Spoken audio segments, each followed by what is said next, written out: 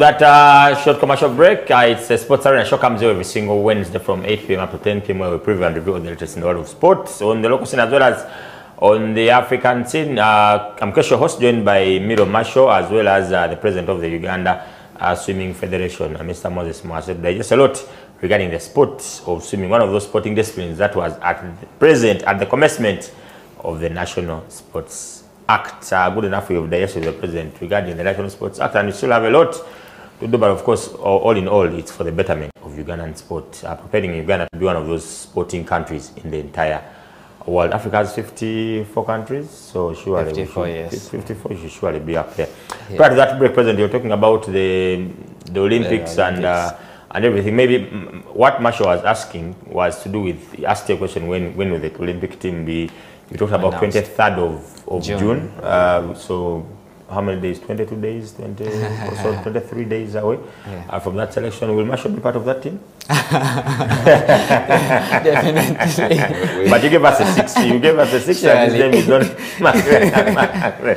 I mean, you can't even squeeze him in there. But President, then let's talk about, in most cases, some of the things that really determine selection of national teams is the performance of different athletes. Different athletes call it in football, it's the league. Yes. Like recently, the squad that was recently summoned by Coach Paul Put for the national team. Players who have excelled well in the league, really the likes of Sechigan and the likes. Then when it gets into swimming, how is the league format, and how important is it in terms of determining which players or which athletes do represent the country at international tournaments? Thank you, Kesh. Very interesting question. I think many federations have got headaches when it comes to selection, and that's my experience. Noting, you know, and by the way, it's fairly easier for sports like ours, which are individual sports. We have noticed challenges when it comes to team sports. So for swimming, first of all, we have a criteria which we have put in our regulations. Swimming is about time, but you know, there's, if I touch the wall faster than you, it is straightforward. Faster. Yes, you're faster. But sometimes selection is also based on objectives that the federation might have. There are specific competitions where you might have Masho swims faster than me, but because maybe he's in a higher echelon or tranche or this, you know, category, it's useless to send Masho who swims faster than me for a junior, rather mid-level competition. So first of all, you need to understand how the competitions are shaped in the swimming world of fraternity. We have regional events, and I think it's pretty much the same with other disciplines as well. You have got local events, you've got regional events, you've got continental events, then you've got international. So most of the times we choose junior swimmers to go for the regional events because it's development. In footballing terms, that would be like Sekafa. That would be like Sekafa. Correct, yes. So we choose swimmers that are at that level. But also for regional events, they're usually mostly age group competitions. And our age groups are usually 12 under, 13, 14, 15, 16, 17 above, you know. So your selection should have sight of where you want your athletes to go. So that you are, and you know, like we talked about Olympics, we want all athletes at some point to aspire or to be Olympic material. And the 4-year cycle we have, all these competitions that people are doing, they want at the end of the 4 years to be in a place where, you know, especially if they're of a certain age, a certain maturity, you want those athletes to be in a place where they can aspire to participate in the pinnacle. So if they're still on development level, they participate in local galas, junior galas, you know, and then you help them to have outside competition at regional level. So that determines how we select. We just came back from the Aquatics Championships, thank you. From the, what? In Angola? Yeah, in Angola. What edition was it? It was the 13th. 13th, yeah. 13th.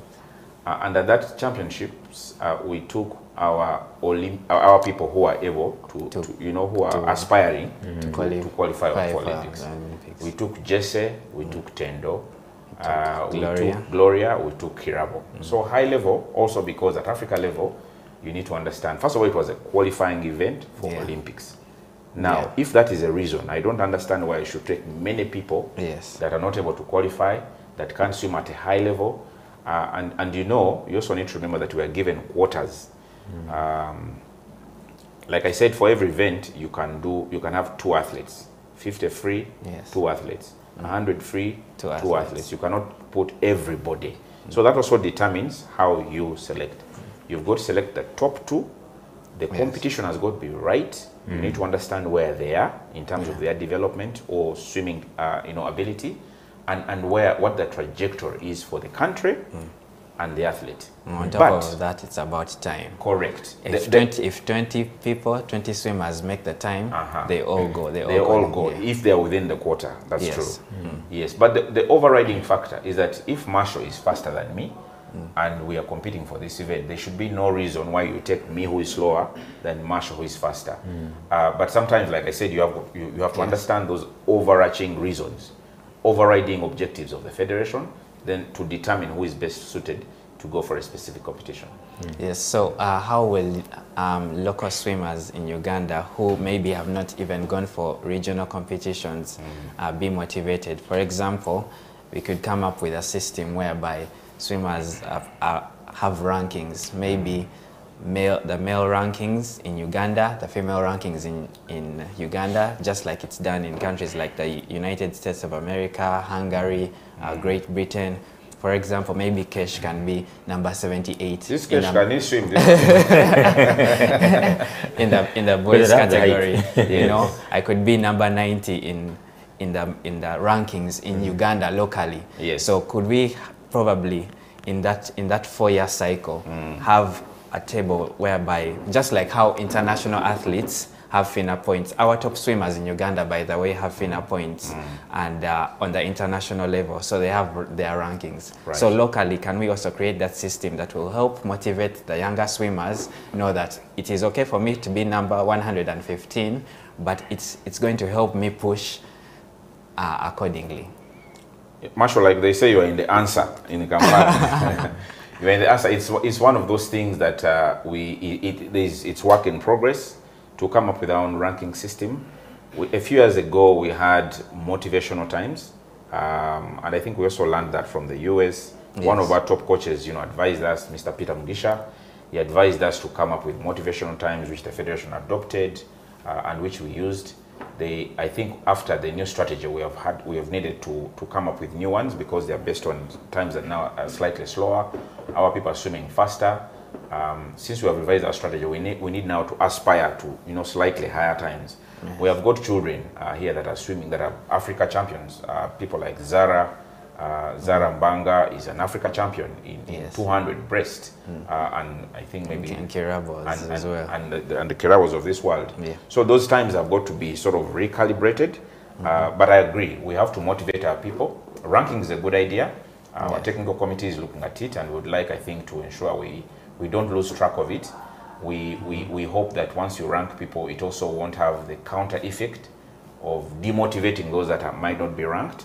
So we want to juxtapose that with motivational time, so that we also encourage people to hit a certain time. Yes. In the US, people have got, and some jurisdictions have got A times, double A times, and then triple A. Yes. So we can get a dual system where people are sort of motivated using both rankings, but also motivational times. And again, we want to make sure that it can work for Uganda. Yes. You don't want to put rankings and then it will backfire on you. Some people, if they see they're not climbing the ranks, it can work against us. And I think, Marshall, one of the challenges we have in swimming here, first of all, it's a young sport. We struggle with retention of athletes at a certain level. Yes. When they reach 15, 16 there, 18, we start, especially the girls. Yeah. Challenges of their changing body, adolescence, school, starts taking its toll.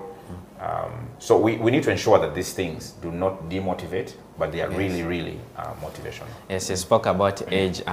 What could you tell the viewers about masters swimming? Because we have had this notion that people who have retired from swimming can now qualify to be a masters swimmer, and you know, even if you're 25 and above. So what could you tell us about masters swimming in Uganda? First of all, Keshia needs to join masters swimming. He needs to know.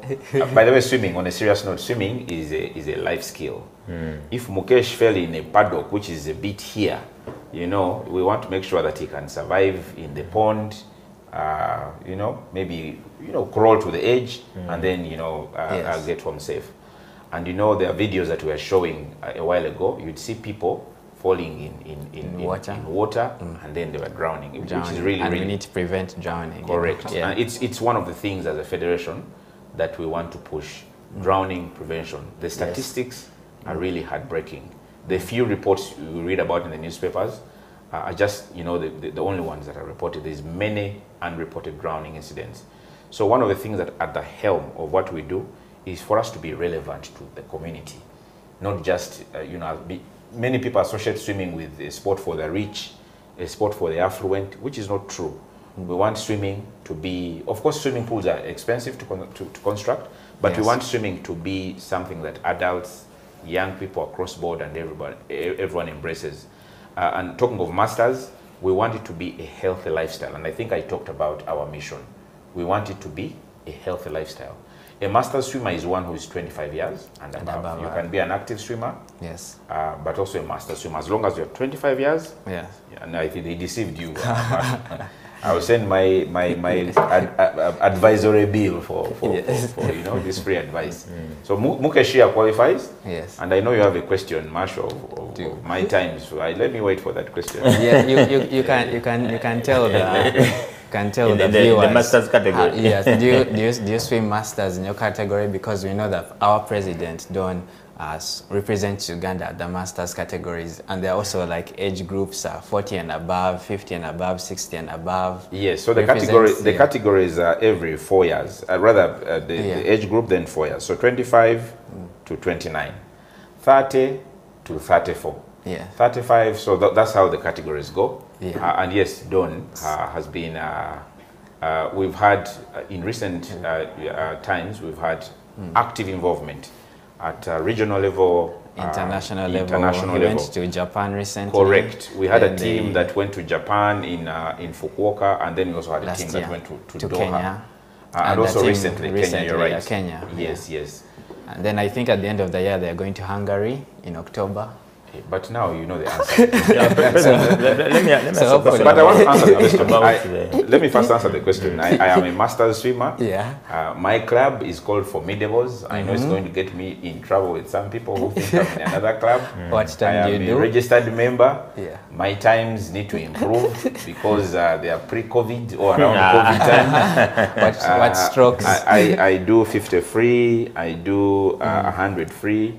I do 50 breast and 100 breast. And what about butterfly? I do 50 butterfly as well. Okay, really? Backstroke. I also do 100 IM.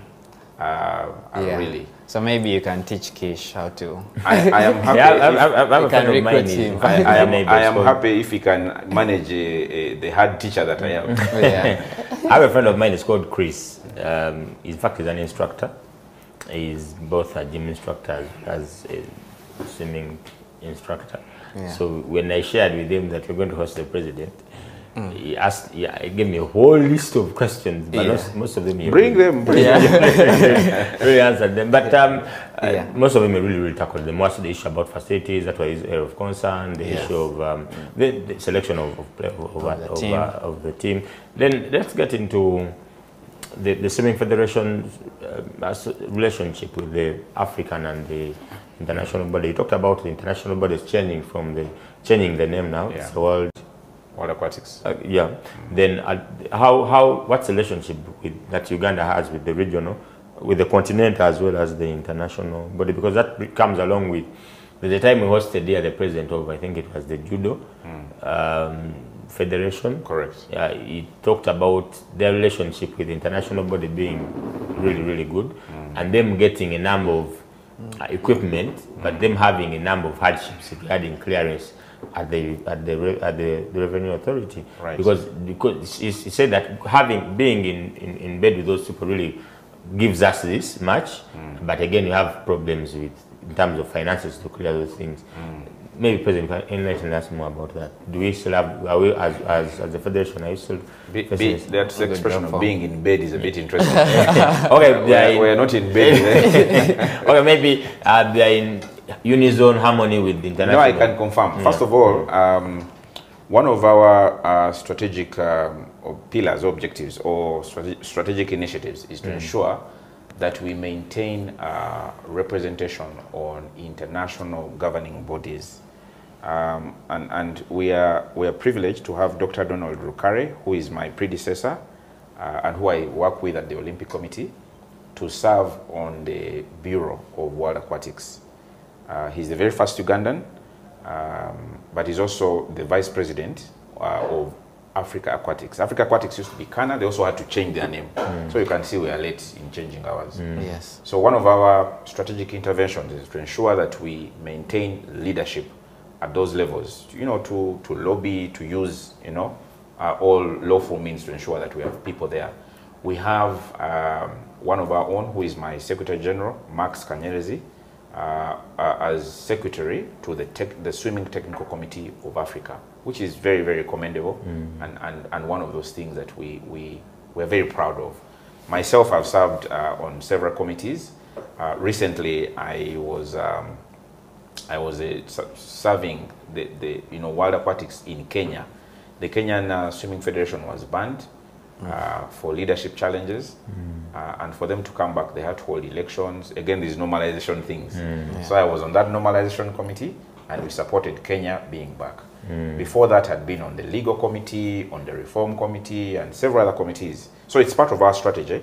And for you to be able to do this, is you need to be, first of all, proficient, competent, but also, I don't want to say in bed, the expression you used, but also you need to have the ear of the international leadership. So for us to have our people there is crucial, it's important. It also helps us to ensure that we are progressive, we are continuing to keep an eye on our global view and placement, so that we need to climb at a level where we are competitive, we are making Uganda proud, but also Africa needs to know that Uganda is present. Previously, we didn't have any ranked Ugandans on the Africa scene alone. Right now, we have, I think, over 10, probably. I think there are more, about 15 Ugandans that are ranked very highly in Africa. And some are #1 or #2. I think Kirabo has been #1 in the junior category in breast before she switched. So you can see that our strategy is deliberate. Correct. And we were lucky, we were happy to see Gloria get a gold medal at the recent Africa Aquatics, in Angola. And the All Africa Games, she got a bronze medal. Why aren't you saying this? You know this. So, but to answer your question, Kesh, we have a great relationship, and you see, I mentioned earlier that World Aquatics has said when we are ready, they will give us a swimming pool that we can also put here. Of course, we don't want that to take too long. Otherwise, other people will also come up and say, if these people are not taking it, give it to us. Our relationship with the International Federation is good, and it's the reason why we've continued to thrive and have their goodwill to serve the sporting community. Okay. All right. Masho, your last question. Maybe one last question I could ask you. The Nationals is coming up next month. Could we adopt that strategy of swimmers, like clubs winning by medal counts, gold medals, silver, bronze, rather than numbers, because many clubs bring big numbers, large numbers to these nationals, and that's how they get high positions on the tables. So what do you think about that? Well, this has always been a point of contention, and Kesh, I don't know if you know what Masho is talking about. I hope our viewers have got the question clearly. You need to determine who has won the championships. And so in the past, we would use who has the most points. When you and I compete cash, and you touch first, you score points, and then I score maybe 2 less than you. So if you do an accumulation, then you determine who has got the most points. But internationally, they do a medal count. And the reason why we have not been quick to switch to medal count is because we recognize the development stage we are, and the fact that you know, it should be a phased approach.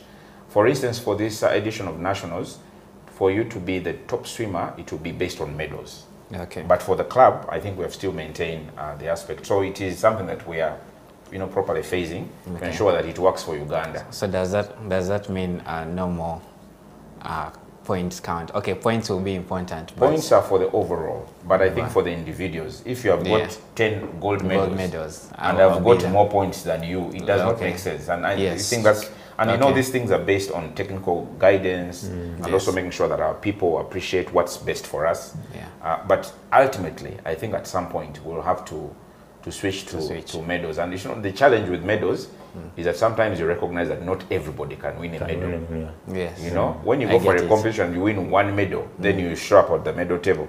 So what do you do for people that are competing? 10 and medals, then, you know, so you need to balance those things so that people don't feel like, but why did we come? I get your point. Yes, so it's all those things that have to be balanced. Okay. Yes. Yeah. So, President, thank you very, very much for sparing time and joining us. The platform is always open whenever you have tournaments, engagements, be it local, continental. And we want to welcome you to our nationals. We hope we can have FUFA TV there. Yeah, surely the CEO is broadcasting live. Surely. And we want to teach people here at FUFA TV how to swim. I'm going to work with Marshall here, so that we hope at some point you can have a swimming team for a masters event. Okay, President, your parting shots to the swimming fraternity out there. No, just to thank you, Kesh, for the opportunity for me to be here. Good to know that I've got Marshall on the side here, who is one of our very own. He has refused to tell people about pentathlon and what it means. I hope another day he'll be able to explain. But I think it's been a great engagement for us to just share a few thoughts in terms of our direction, our aspirations, the challenges we're having, which are not unique to us. But we've also taken a view. We don't want to be lamenters. We want to find solutions to our challenges. We know that you will not find a federation in the world that doesn't have issues. My leadership perspective of view is that we should be proactive, we should be pragmatic in our approach. There's no one in the world who has got a silver platter where things just happen, you know. You have got to work hard. Yes, we have got to learn from people who are doing things better.